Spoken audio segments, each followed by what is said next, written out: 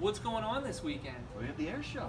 It starts at 12:30 at Fort Lauderdale Beach, and the national anthem begins at 12:30, and we'll go from there.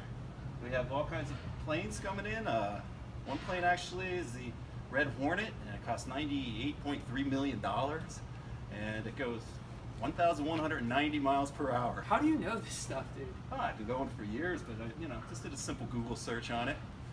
Well, I broke out this gear. I was a student pilot before my daughter was born. Yes, Allison told me. Big shout out to Paul from Take Flight over at Fort Lauderdale Executive. Paul. Best trainer ever, and thank you for please not letting me go on my solo yet.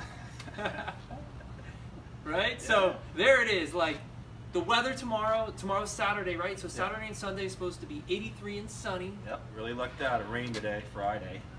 I had Big G from Big G Auto detail up my new scooter because I'm not getting stuck in traffic this year, man. Yeah, right. No way. Jim, I got a seat for here for you if you want. Bud. Perfect. Enough room and everything. There it is. Best weekend of the year, hands down. This weekend, the Fort Lauderdale Air Show. Come bring your boat. Come hang out on the beach.